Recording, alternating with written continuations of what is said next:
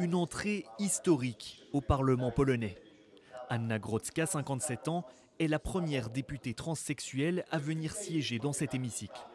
Candidate du mouvement de Palikot à Cracovie, elle a obtenu près de 20 000 voix lors des récentes élections législatives.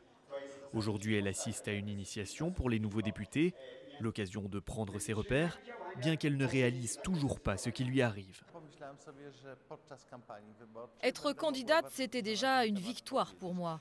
Je pensais défendre la cause des transsexuels pendant la campagne et là, je vais pouvoir le faire pendant 4 ans.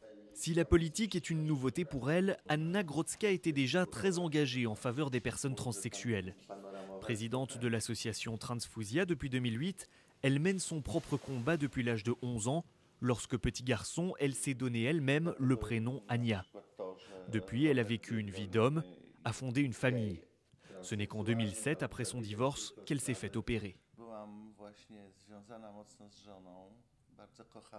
J'étais très attachée à ma femme. Je l'aimais beaucoup, j'aimais mon fils.